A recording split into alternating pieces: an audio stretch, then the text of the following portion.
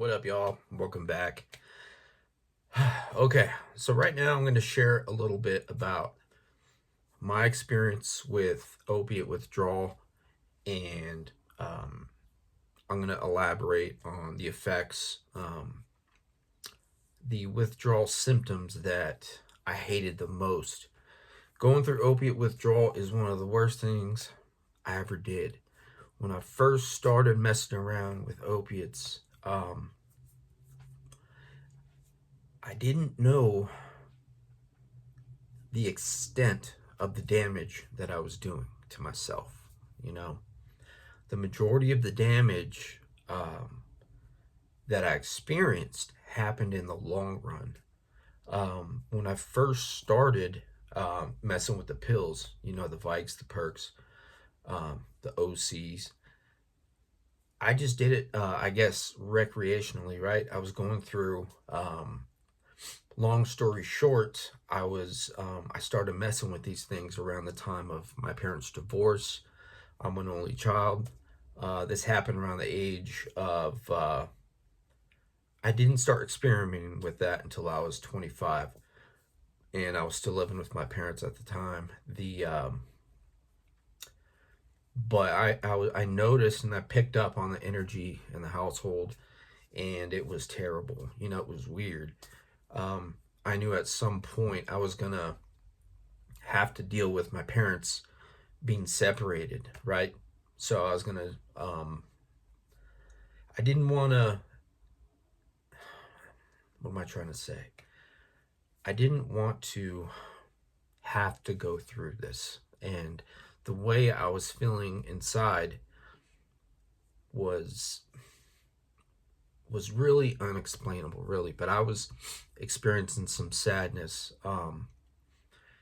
and I was really uneasy about the direction of life, at that point. So I was a front desk supervisor for a hotel, and I was introduced through a coworker to these pills. He noticed I wasn't myself at the front desk. When you're at the front desk, when you're a front desk agent, you have to do everything you can for your guest that you're checking in or dealing with. You want them to come back to the hotel. Be you want to have the return business, right? So you have to put on a presentation, and I was just dealing with people.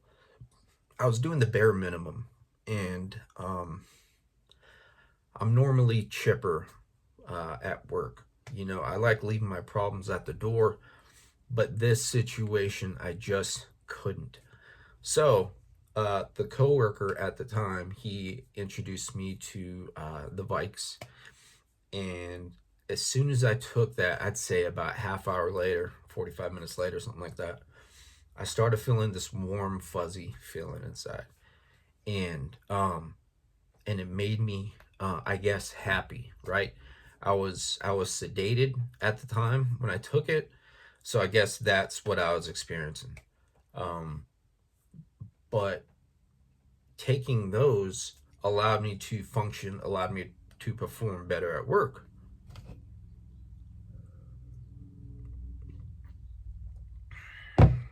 Sorry, the methadone I'm on, I guess, like, gives you cotton mouth, just keeps my mouth dry. So I always keep water with me, right? Um, anyway, so ultimately I become hooked on these pills. I did the pills for 2 years, and then one day I couldn't find my pills, right? Or not find my pills. One day I couldn't find anybody that I could get pills from.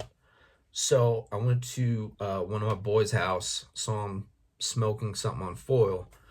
Turned out to be some H. And I was picking his brain. He knew I was experiencing withdrawal symptoms. I wasn't feeling good. So I just kept picking his brain as to what he's doing. And the more information I got from him, the more I wanted to try it.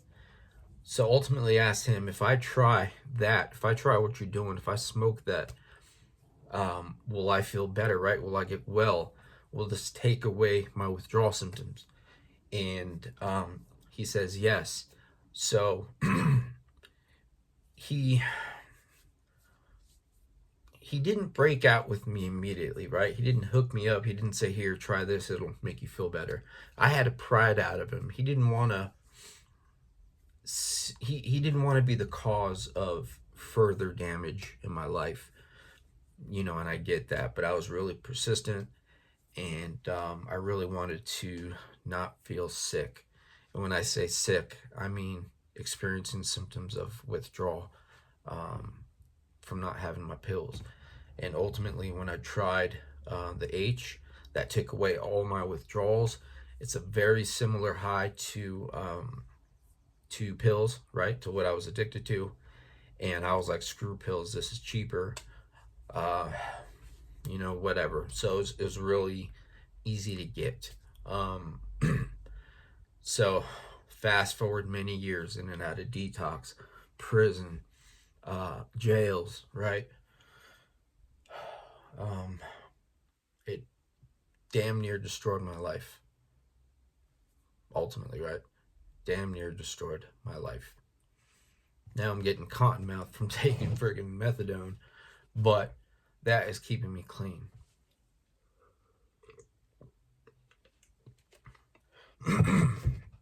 So right now I want to talk about, I just want to tell you guys, I want to share with you guys some symptoms that I was feeling, and then I'm going to get into the symptoms I hated the most. So the short-term side effects of heroin could include feelings of euphoria, drowsiness, pain relief, dry mouth, itching, cold flashes, vomiting, nausea, feelings of heaviness in limbs, nodding out, blah blah blah, right? Those are the side effects. Those things, there's a lot more, but many things could happen when you're on these drugs. Ultimately, you could die. So the side effects I hated the most, when I'd wake up in the morning, I would immediately feel uneasiness. I can't describe what the uneasiness is. It felt like my inner layers of skin was like crawling, and I can't explain it. Just, I was really uneasy, starting to sweat, wake up sweaty. I'd get the chills out of nowhere, right? You'd get the chills. You would have hot and cold flashes. I'd wake up extremely cold. It'd be standard room temperature. Like, it wouldn't even be wintertime, and I'd wake up cold, freezing. And then throughout the moments later, I would start having hot flashes. But the side effect that I hated the most were the chills, full body chills. And I would get the chills not even being cold. If you've been through this, you'll know what I'm talking about. I also hated sneezes. So I would compare that to if you experience allergies at any time and you start sneezing fast, like one sneeze right after another. I would sneeze maybe like six to 8 times in a row. I don't know what caused that, but that was a symptom of the withdrawal that I experienced, and I hated that. But the chills, I hated that the most, because that was a constant reminder of the situation I was in. When you're out there messing with these pills, with H, with the Fetty, all that, it will creep up on you if you keep messing with it every day. One day will turn into 2, right? You might use on a Monday, and then something in your brain would trigger, it would trigger something in your brain to make you want to use again. So ultimately, a pattern develops. And with that is a life of destruction. Like all of that will make, not all of that, like when you're experiencing full-blown withdrawal, you will do anything just to get your next fix. I've heard people, you're trying to chase the same high.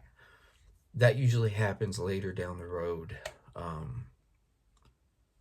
You really, when your tolerance is super high, of course you want to chase the same highs you had as when you first started using. But ultimately, when your tolerance is high, you're just using to get well. You're just using not to be sick. And it's crazy thinking, man. Like, I don't know how it would be to be an outsider, like to be a normie, to be a person that wasn't on drugs and hearing this information. I just couldn't experience that. And I guess not what I mean. That's not what I mean. I couldn't imagine what it must be like to hear these stories, as a sober-minded person, a person that's never done drugs.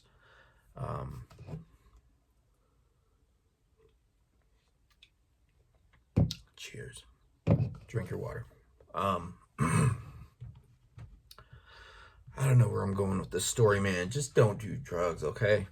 Don't do drugs. It ain't worth it, man. It is not worth it. Stay clean and sober. Of course, I love the man I am today, and I'm happy. I am happy that I am clean and sober. I am happy that I have my dogs on my bed. I am happy that I am doing what it takes in this life to be a better person. I cannot make up for lost time, but I could enjoy the hell out of my day, and that is what I do, right? If you watched yesterday's live, I'm going through some stuff. What I'm going through is just my situation. It doesn't compare to the next man, I'm super blessed for everything in my life. At the end of the day, the only way we could pull ourselves out of an uncomfortable situation, an uncomfortable financial situation, an uncomfortable emotional situation, is to address it, attack it. Like you're putting out a fire, attack it at the base. Find out the root cause of whatever situation you're going through. Find out the root cause. Find out what part you are playing in that situation. Think about it from the outside and develop a plan. I've stated before, play the tape through. If I do these things, these things will happen. If I do this, those things will happen. Have a contingency plan. That means a backup plan, All this stuff I'm talking about right now can be classified as common sense, but as we all know, common sense is not that common. No homo. Damn it.